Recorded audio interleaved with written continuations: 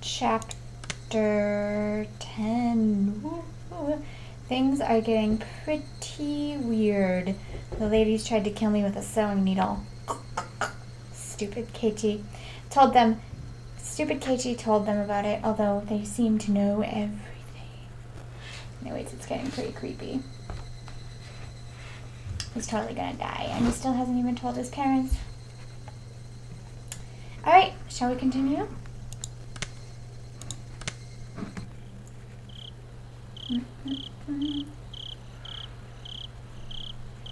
Reviewed all the tips, so we should be good to go. Tap, tap, tap. The sound of muffled footsteps stopped in front of the door to my room.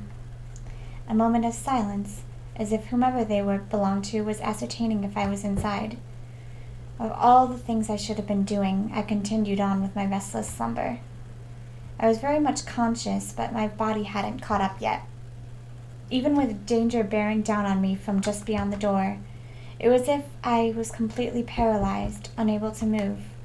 Without a doubt, this was sheer terror. Please, just leave. Why isn't my body awake yet? If they came into my room right now, then...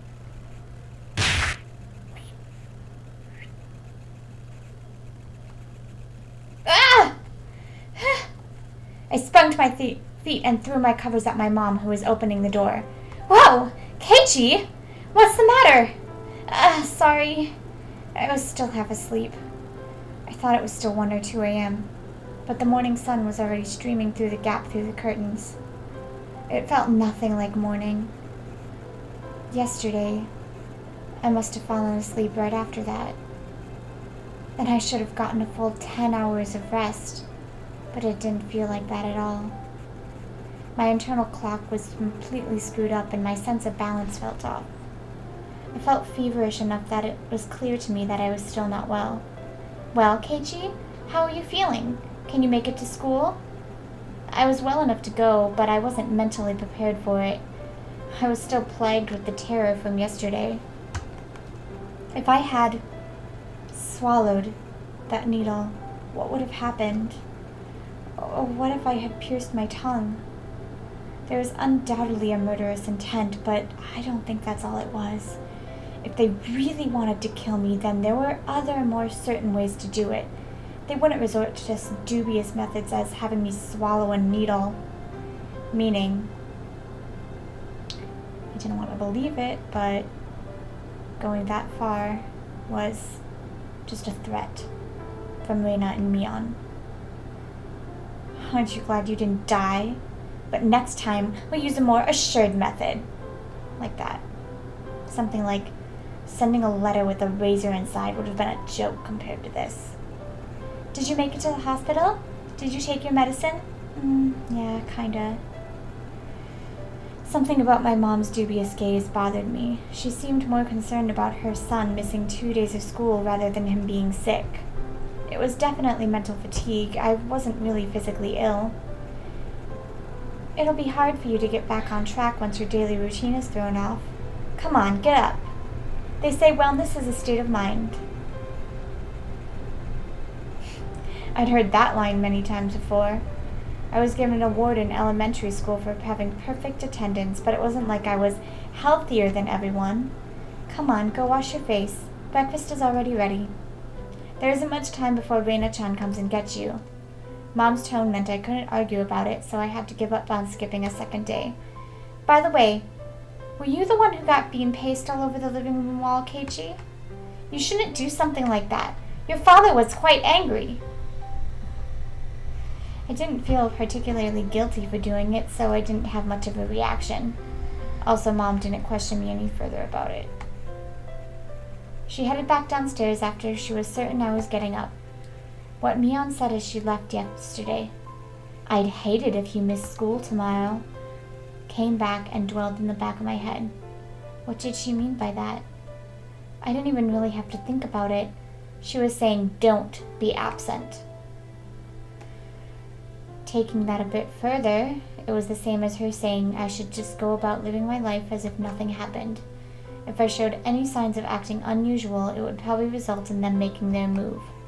For example, maybe I shouldn't pay attention to somebody like Oishi enticing me with something unusual, meaning if I didn't watch my mouth or did anything differently from the norm, in effect, it would end up flagging myself as someone who was not wanted. And it seems that was something that the girls didn't intend to forgive. So, if I just went along as normal, no harm would come to me. Was that how it was going to be? All that misery I'd experienced up until yesterday would almost creepily just fade away. It was an enticing deal.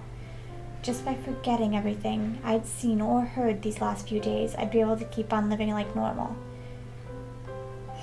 There's no way such a selfish thing could. I swallowed hard. I once again deliberated on the idea that I had just rejected. Mian was probably a good person who had her friends at heart. She was giving me, who had mistakenly broken some rule of theirs, a chance. She tried to kill you with the sewing needle and the mochi. God damn it. Was what I did really something so unforgivable? But Mian had given me another chance. She was saying, if I just forgot everything and kept on living like I had been, I'd be forgiven. Keiichi, your food is going to get cold. Hurry up and get down here. Reina will be here if you don't hurry. Coming. I crammed my textbooks into my bag and hastily made my way downstairs.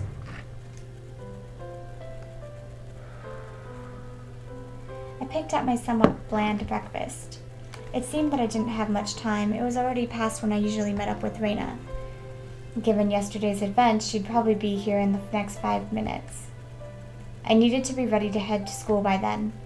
I had to forget everything that happened the past 2 days. Forget it all and return to my normal life. For this to be normal, I'll have to be where I normally meet up with Reina. Today of all days, the rice was dry and hard to get down. I jumped at the sound and dropped my chopsticks. That chime signaled that Reina had arrived. Mom hurried me along. Come on, Reina-chan's already here. Hurry, hurry! My mother's merry smile and my gloomy face were polar opposites. Honestly, I was reluctant to see Reina, who was waiting there on the other side of the door. The Reina on the other side. Was it the Reina I knew? I couldn't keep her waiting. I needed to do things as usual. That was weird. Morning! An invigorating greeting filtered in from across the doorway. I came since Keiichi was a bit late. Will he be okay today, I wonder? The manner in which Reina was concerned was without a doubt the Reina I knew. But that was probably only if I reciprocated. Forgot everything from yesterday. Pretend as though nothing had happened. Forget about the gruesome dismemberment. Forget about the mysterious deaths that happened the following years. Forget about the people falling to their death and the terminal illness and suicide and the lynching and the disappearances. Forget it. Forget all of it. Forget that Reina and Mian were scary. That's an understatement.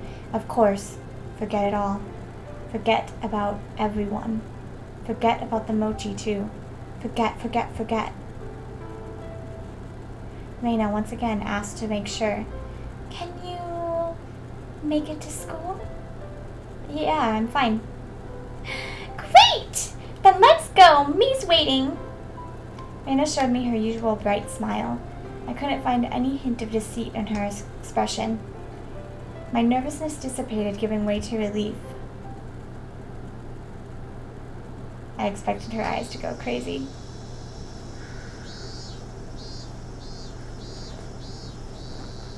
But you see, Satoko was so insistent she could do it. As we were walking, Reina talked a lot about different stuff, more so than usual. Then? Satoko is so clumsy, so she failed no matter how many times she tried. Oh, it was so cute. Everything Reina talked about was just silly nonsense. So I would just replied every so often and laughed from time to time. It was a rather laid-back conversation. We passed by one of their neighbors and they called out to us. Oh my, Keiichi and Reina, aren't you two a bit late today? Mian said she was going on ahead. Oh, did me look mad, I wonder? We need to hurry up, Keiichi. Me seems like if this was a witch cult, the leader of the witches, or whatever it is. She's the leader, that's for sure.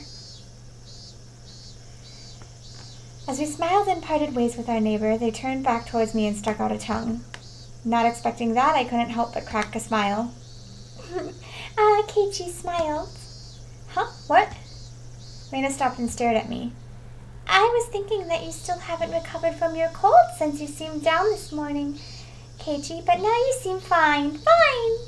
With a grin, she gently poked my cheek. It was a bright, sincere smile. Hey, Keiichi, my brother, how can you still doubt Reina after she shows you a smile like that? Maybe I just had a high fever up until today and I imagined everything that I thought happened because I was bedridden and delirious. Man, the denial going through this kid's head is insanity. Like, how can you almost swallow a sewing needle and still think everything is okay? I really hoped that was the case. If God would grant me just one wish, there's only one thing I'd wish for. I would want what happened in the past few days, more specifically, from the night of the Wananagashi up until last night. I wanted all of that to have never happened. I wonder how many times I'd wished for these past few days. As long as Reina kept smiling like this, I think it might just become reality. So I wanted Reina to keep on smiling. Keep on smiling. So, Keiichi! Those mochi yesterday, did you eat them all? Ugh, that vain wish of mine was instantly shattered. My heart began palpitating. The relaxed morning mood suddenly became frigid. Reina's smile was the same as usual. Her eyes were gentle as usual. Those mochi yesterday, did you eat them all? Of course she wasn't asking the question at face value. In other words, Reina was asking, did you get the message? She was probably trying to convey that. Keiichi! I was reluctant to give an answer. Reina stopped walking and stared deeply into my eyes. Don't hesitate, Keiichi. Reina was acting the same as always, wasn't she? I needed to respond in my usual way. Naturally, of course. But both my throat and mouth had gone dry and my lips were stuck together. Hurry and answer, Keiichi. Not that much time had passed. I could still keep the conversation going naturally. I had to say something quickly. Did... Reina playfully mimicked what I said when I finally squeaked something out. Reina's reaction was still normal. It seems there wasn't a long pause as I thought. Somehow I finally squeaked out the rest. Delicious! However, my strained efforts neither sullied nor brightened Reina's expression. For a moment I panicked, thinking I had replied incorrectly. But after a few moments, Reina broke into her usual soft smile and giggled with a joyful voice that seemed to echo through the morning air. Being strung along by that laugh, I couldn't help but laugh as well. I see! So did you eat all of them, I wonder? My timid smile froze again. Did you make it without swallowing the sewing needle? Was that what she was asking? If I had swallowed it, then I wouldn't be here. Nah, I couldn't finish all of them. There's still some left. I was scared out of my wits, but that's how I played it. Huh? What about the homework to see if you can tell which one Reina made? That homework, was it due today? Yeah, it's due today. Me will get angry. There's probably a penalty game ready for you. Kind of scared at penalty games. We both laughed at each other again. To a casual observer, it was just a typical morning. If I could just let myself believe, then even I'd think it was just the usual morning routine. But I was certain I wasn't mistaken. There was something unimaginable buried beneath the facade of this giggling Reina. Lies. I recalled that unexpected, piercing voice that I could hardly believe came from Reina's mouth. The moment that image crossed my mind, I felt a cold sweat trickle down my back. Was it only at that particular time that something evil had possessed Reina? No, that was wrong. That was still Reina. Or she told me, didn't he? Actually, I looked into her. Before Ryugu moved away to Namizawa, she was suspended from school. It seems she went through her school building and broke all of the windows. Reina had a disorder that normal people didn't. No matter how pleasant she smiled, that fact would not change. But I couldn't even imagine how she looked as she broke all the glass throughout the school. One thing I knew was that it wasn't something spur of the moment. If it was some sudden outburst of anger, then maybe she'd break a pane or two. But she broke all of the windows all throughout her school. Just imagine going through your own school, breaking the windows with a bat. Swinging full force at each pane of glass, one after another, paying no heed to the flying shards. Your classmates aghast, unable to move with the sudden turn of events. I wonder where she could have found the most windows lined up in a row. Probably the hallway. Lined up. Walk. Lined up. Walk.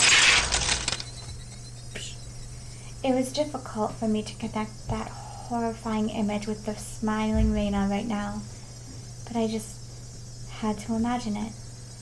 Impossible because it was unimaginable. That naive way of thinking no longer worked. The unpleasant, piercing sound of shattered glass, the crunching noise as Reina treads across the broken shards walking towards me.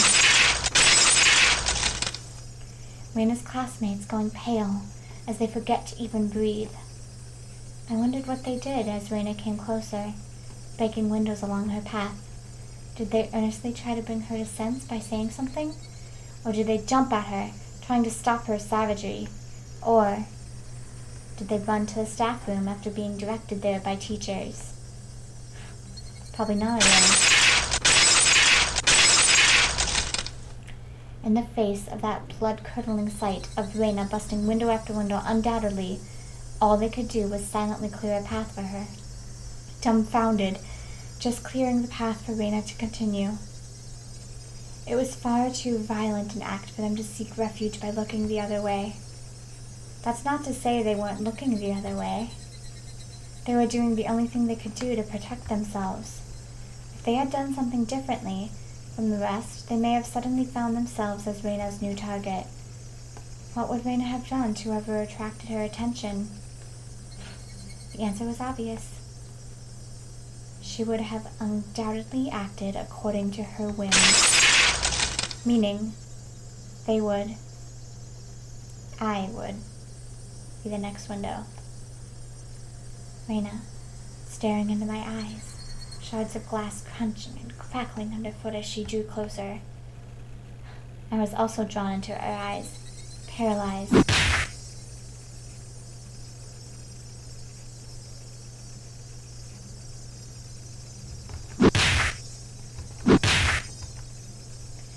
Then Reina struck me with a bat over and over again, like I was one of those windows. Is this real, or is this just in his head? I crouched down on the floor, desperate to protect my head. Reina didn't care whether it was my head or my back. Zealously, she hits me again and again.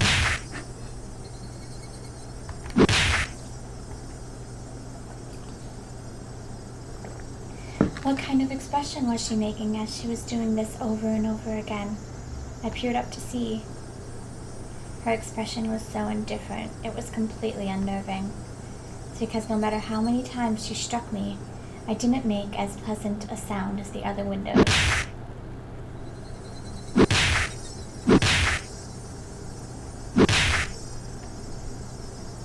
She struck me continuously, over and over again. The sound Reina didn't come out.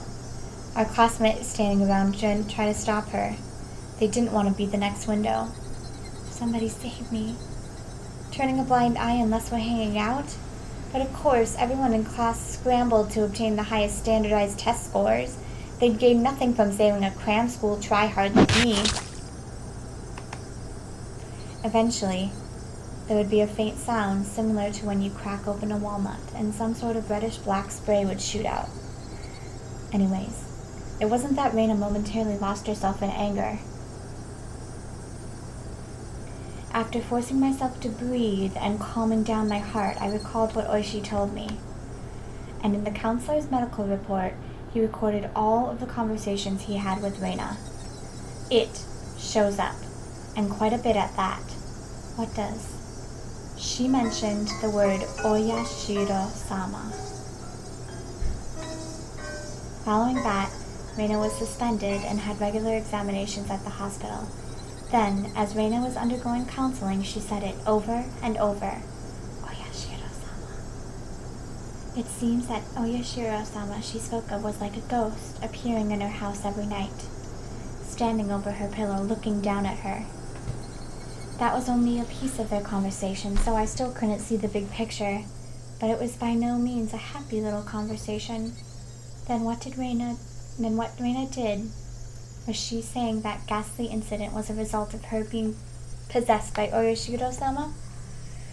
Up until now, I didn't want to believe in Oyashiro-sama's curse. That's why I wanted to say the mysterious deaths every year happened because of some sort of conspiracy. Every time I talked with Oishi-san, I was more certain that the deaths were the work of men and not of some curse, except if it was people perpetrating the incidents. My friends were somehow deeply connected. If I refused to believe the curse was real, then I would have to believe those who acted the kindest to me were deeply involved in the incidents. Why? How? For what reason? Was everybody? It was much more painful and troublesome than accepting that it was just Oyashiro-sama's curse. In the aftermath, Reina had admitted to her doctor that it was because she was possessed by Oyashiro. I felt a strange sense of relief from that. So that's how it was. There wasn't a second side to Reina. She did that because she was possessed by something strange like Oyashiro. It wasn't Reina's fault. Oyashiro-sama was the one to blame. I knew. This was all backwards. Refusing to believe there was a curse, I wanted there to be a human perpetrator. Now that my close friends were the ones under suspicion, I changed my beliefs at my own convenience, saying it was Oyashiro-sama's curse to blame. Which was the better choice? Accepting that Oyashiro-sama's curse exists, or that Reina and the rest of them were deeply involved in a string of mysterious deaths? I didn't want to think about it. If I just didn't think about it, I'd be able to continue the same as always. I wanted to believe that. But that was no longer possible. I had received their message. It was pathetic of me to try and bend the meeting to my own convenience.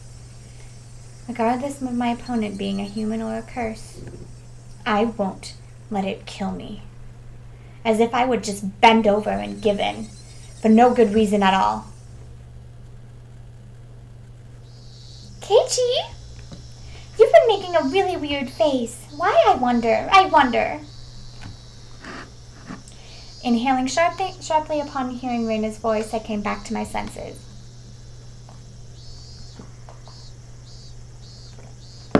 Before I had realized it, we were already at the entrance. Shaking my head a few times, I exorcised all those terrifying thoughts. No matter how you looked at it, there's no way Reina could have done such terrible things. It was like I was trying to placate myself.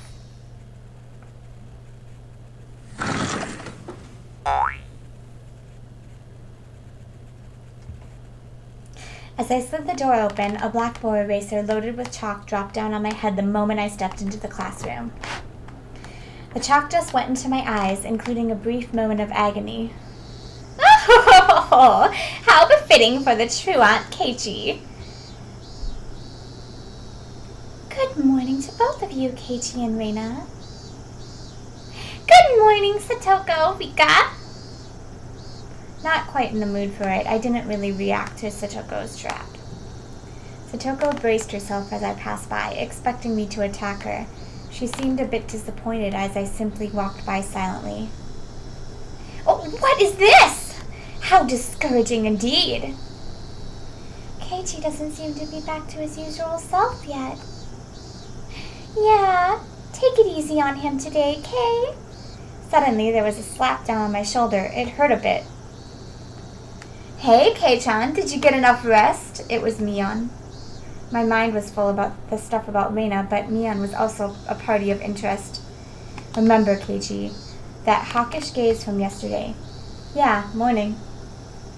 What's with that unenergetic greeting? Did you eat that mochi I bought you? Because I ate them, I'm like this. Those words were itching to be blurted out. I really just didn't have the appetite. I ate a few, but quite a lot were left over. Huh? What about the homework? Do you have an answer for which one was Reina's?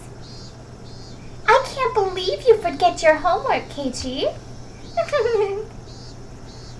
Shh, then we can't help it. Time for your penalty. Flashing a lurid smile, Mion returned to her seat. There was nothing from our exchanges that would cause our classmates to suspect anything was amiss. But of course, anyone listening to our conversations up until this morning wouldn't see anything suspicious. That was why it was so frightening. They acted in a way that regardless of whatever happened to Keiji, Maibara, no one would ever suspect them. That fact had me terrified. Soon the teacher came. After she asked how I felt and took attendance, another dull, ordinary day began.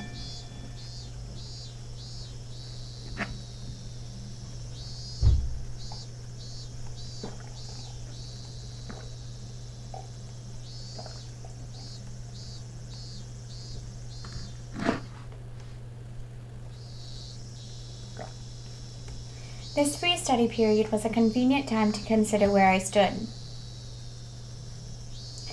I gently closed my eyes and pondered the ridiculous position I was in right now. First of all, what I shouldn't forget was how dangerous of a situation I was in. I had fallen out of favor with them. After interacting with Oishi multiple times, I could see it as I was getting closer to the heart of the matter. The warning yesterday with the mochi was a good indicator of that. No. Calling it a warning was just my habit of understating things. It probably has no meaning beyond stunting my progress and buying themselves some time.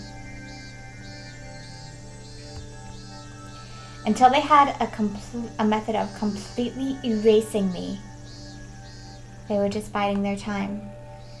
Even though they were keeping me under their thumbs with threats, it didn't change the fact that I knew too much. The chilling sensation of my desk made me recall Satoshi Hojo, the boy who was using this seat until last year when he disappeared. Was he also similar to me? Did he learn something he shouldn't have and was erased? Damn! I wouldn't let them get rid of me so easily. Never! But were they really trying to kill me? I've had these contradictory feelings for a while now. Even though I suspected them, I felt I had to cover for them. With all of their suspicious behavior, a morning like this just made it seem like an elaborate hoax. No, that's just what I want to believe. Doubting my friends, covering for them, my life was in danger. Or was it? Actually, I was debating the wrong point. Given my current situations, those points were something that should have been deliberated on a long time ago. But really, Reina and the rest of them, were they actually aiming to kill me? The little voice inside me continued to torment me with this unresolvable train of thought. Are you an idiot? Thank you. Keiichi Maibara, the answer should be obvious. But maybe that sewing needle might have been an accident, right? How could you screw up and drop a sewing needle into a piece of mochi? The benefit of the doubt can only go so far. Both Reina and Mion had acted and behaved suspiciously, but maybe it was all some sort of misunderstanding. What kind of misunderstanding? It wasn't just suspicious, it was outright ludicrous, right? Reina just corrected me for lying, and Mion asked me about what I had for lunch. Reina was standing outside our door, eavesdropping for a good hour, you know. She was probably just waiting for my phone call to end. For a whole hour outside your room? And is it normal to go home afterwards without saying anything? This is like what I've been saying the whole time. It's really funny. ... You heard from Oishi, didn't you? about what Reina did at her former school. But at the hospital, she said it was Oyashiro-sama's fault. She... Cut it out, Keiichi Maibara. Don't you realize they're out to kill you? I inadvertently blurted those words out loud. Oh shit. Hearing myself say that so directly left me dumbfounded for a few moments. Afterwards, I had to look around to check if anyone else heard it. My little soliloquy cut a little too close to the truth. Even though I could feel the murderous intent from Reina and the others, part of me somewhere was still trying to deny that. This late in the game, such hesitation could be fatal. I knew that. But I was just your average student, a man living his normal, ordinary life. Do you think I could suddenly believe that my friends, who I had been happily laughing together with up until last Sunday, now intended to kill me, right? You were too soft, Keiichi. This time I remembered to keep my voice down so only I could hear it. There was one thing I now understood. I was too soft. I didn't completely understand how dangerous Reina and the rest of them were. No, I wasn't trying to understand. I was too soft for not listening to Oishi when he was earnestly showing me the heart of the matter. I didn't listen because I was too busy pretending to be dejected. I didn't comprehend it. I was just running away. I didn't comprehend it, so nobody had any notion to try and kill me. I needed to get rid of such stupid, naive thoughts. As I made that resolution, I heard the bell signaling the end of class. So soon. The day was already over. I didn't recall eating lunch or doing anything in class. My friends were putting their desks together in preparation for club activities. Not long ago, I probably would have happily jumped into that circle. My, Keiichi. How rude of you to even think about leaving. The way Satoko spoke was so... I don't think she's part of it, actually. Like, I don't know. I don't think she is. The fact that her brother was taken just makes me think that... And her... I don't know.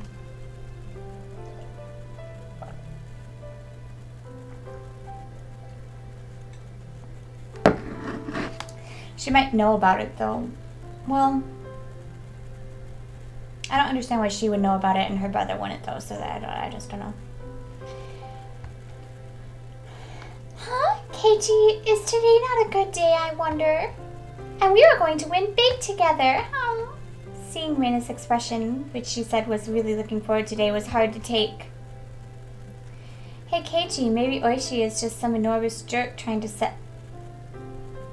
separate me from the others by lying to me. Slap. Trying to expunge such weak-minded thinking, I slapped myself in the face. Keiichi! Yeah, was Reina really trying to kill me? I wish someone would tell me it was a hoax. I didn't care if it actually was one or not. I just wanted someone to say it was.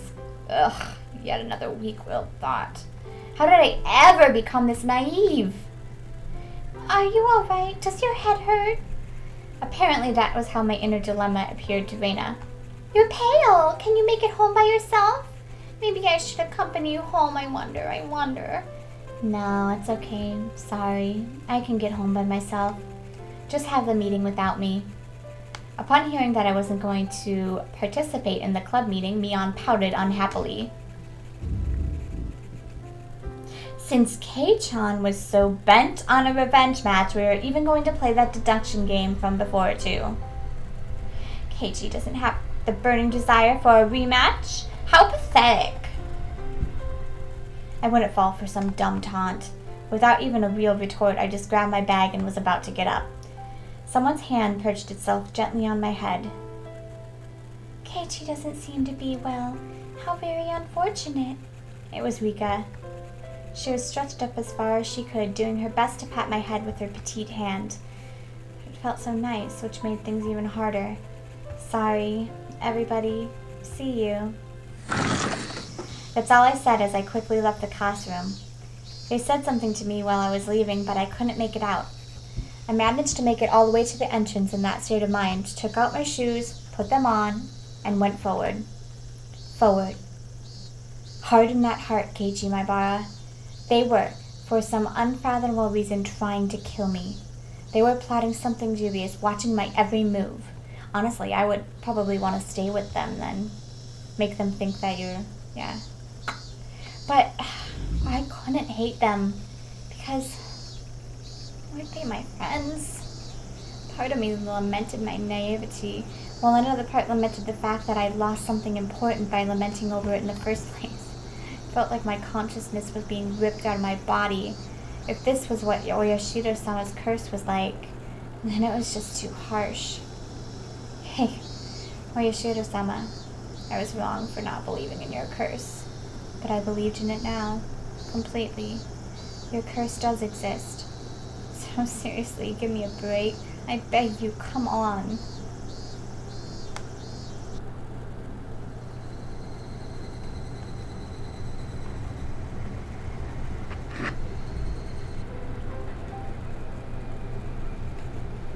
What is it, these bland dinners and breakfasts? Dinner was unusually bland. It had no flavor or aroma. The miso soup that normally tantalized my appetites instead tasted like nothing but boiled water. Dad was eating with us that night. It was a rare occurrence in this household. When he got into his work, he ate and slept on his own schedule. My dad never cared about the time. Since my dad was at the dinner table, it either meant he had just reached a good point to take a break or was in a slump. So yeah, he doesn't understand the motivation creators have. Your partnership was just a verbal agreement, wasn't it? If it's so hard to agree on things, why not just end it? I feel like it's an industry with a lot of back scratching when it gets in the way of business. I wasn't able to pick out much of my dad's conversation, but I could tell it wasn't a very pleasant topic. That, of course, made the disgusting food even less appealing. Staring lifelessly at the exchange between my parents, my mind wandered off to the same thought processes I had going on all day. Friends close to me? No. They used to be friends, but I could no longer trust them. Right now, I was greatly lacking in allies. People I trusted, people I could depend on when push came to shove. There was just something I didn't have. Having just one ally would have been incredibly reassuring in the currently hopeless situation I was in. I put down my chopsticks and looked over at my parents, who were still talking about work. The first course of action that came to mind was to tell my parents everything. Currently, there wasn't a single person from Hinamizawa I could trust 100%. That meant the only people I could trust were my parents. But if I told them everything that happened up until now, would they understand? Reina, for example. The neighborly Reina, who was so diligent in looking after me, came to get me every day and sometimes brought over a share of what she made. How could I explain that she wanted to kill me? No matter how I explained it, it would probably be difficult for anyone to comprehend. My somewhat eccentric dad wouldn't understand, and my high-strung mom would probably drag me off to a psychiatrist in the blink of an eye. Don't you have proof? Sewing needle and mochi? Sadly, that was the amount of trust that existed in our relationship. Even if they did come to understand, what could they possibly do? Unless they could uncover the truth, they wouldn't be able to protect me. No. By informing them of these unnecessary things, I'd be putting my parents in danger as well. Considering that the victims in the past incidences were often married couples, I couldn't even joke about it. For the entire Mabara family to have an accident or just vanish in a thin air, it was easily possible in Hinamizawa. What was important here was that knowing something unnecessary put you in danger. The most unsettling question was, how did they know that I knew? As long as they didn't know, my parents might not fall victim. That was one way to think about it, I guess. At least it was like that in my case. After I found out, things started becoming odd. In other words, it meant the following. As long as my parents didn't know anything, nothing would happen to them. As long as my parents were here, this house would be a safe haven for them. I knew these were just assumptions based on conjecture on top of conjecture. Wanting this house to be a safe haven, that was the pinnacle of my weak-willed method of thinking. I had to concede that it was not completely safe. It was only safer than outside. I knew that I couldn't rely on my parents. No, I couldn't risk getting my parents involved. Then the only person who could be my ally would be Oishi, him and him alone. He was the only person who understood the situation I was in. He didn't care so much about my safety, but he was without a doubt passionate about solving this case. It was a bit frustrating. Oishi was basically the whole reason I was in this mess. Now, to get out of it, I had to rely on him. Meaning, it was all going according to his devices. It was just my job to look appetizing while bobbing in the waves as bait. Then, when the fish started gathering around, Oishi would pull up the big haul. Slightly infuriating. But even I thought that it was the best course of action. So then, what should I do? Patience was the first rule of fishing. Just keep waiting until the fish actually bites. But I wasn't simply bait. There were lots of ways for me to struggle before being devoured. When they struck, I needed to somehow dodge just enough and tag out to Oishi. No question, it was going to be hard. The timing to bring Oishi in would be difficult. He was in the city, not Hinamizawa. So, if I phoned him in my moment of need, it would take him about 30 minutes to reach me. So, I need to run away for those 30 minutes. For example, if we set up a rendezvous point for dire situations or something, I'd just have to hide out there until Oishi arrived. Okay, I can almost see it now. I was still being chased around in the dark by boogeymen, but now I knew which way to go. I would never have imagined this would be reassuring. Oh yeah, it would probably be best if I had a concealed weapon for when things got rough. Typically, they would call it for a switchblade, but that wasn't too reassuring for combat. Also, since it was recognized as a weapon by the public, that also wasn't good. Really, when the time comes, a long weapon like a bat would work in my favor. I remembered there was a metal bat at school. I could be confident when push came to shove. If I pretended I was practicing my swing, then it wouldn't be suspicious for me to always carry it around. I could go to school early tomorrow and secure it. Just possessing a weapon may be enough to deter them. Also, one more thing, insurance. It could be something like a note or memo. I could write down everything that's happened as a sort of journal. In case I suddenly vanished, the journal would be left behind. With my journal in his possession, Oishi should be able to avenge my death. I left my parents engrossed in their conversation about work and went back to my room.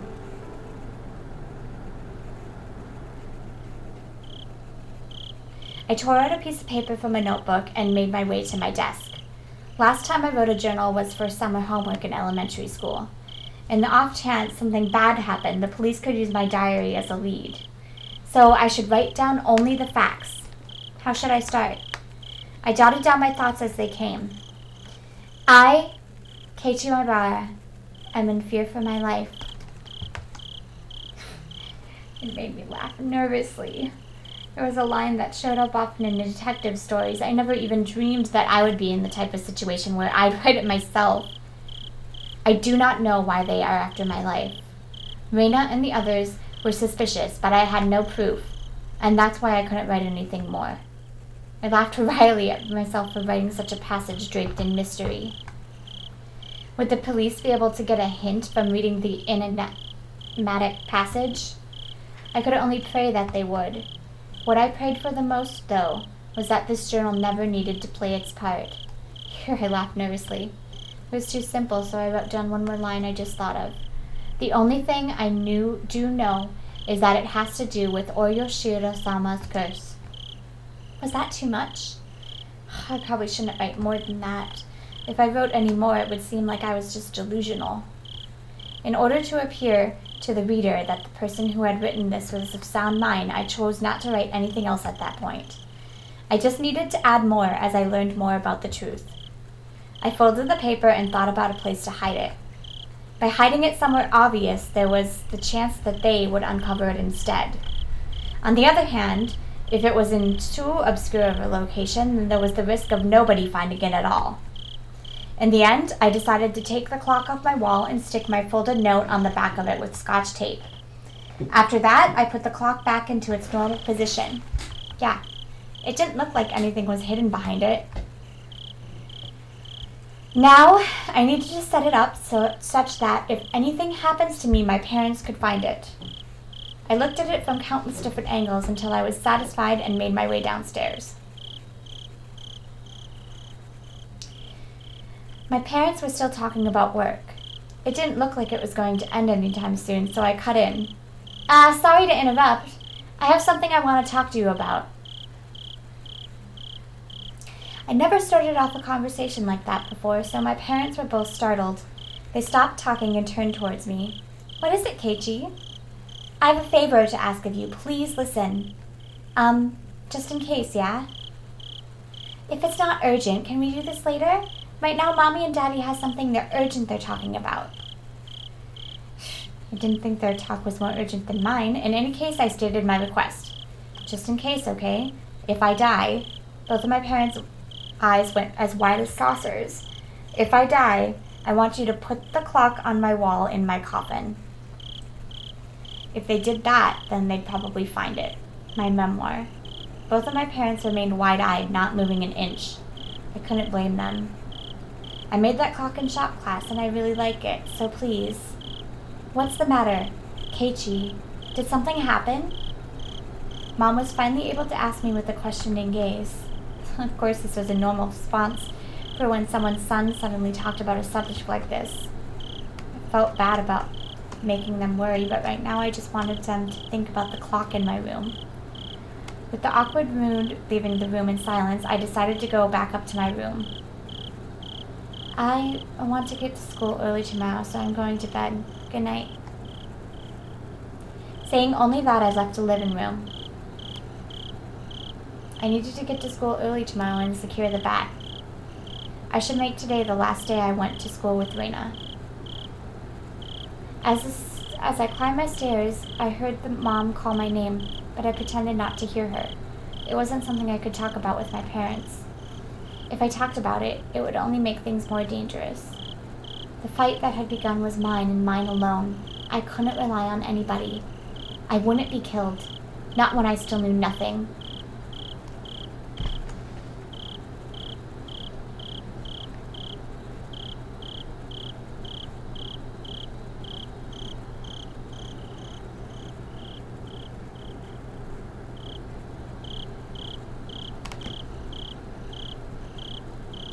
Not feeling so hot.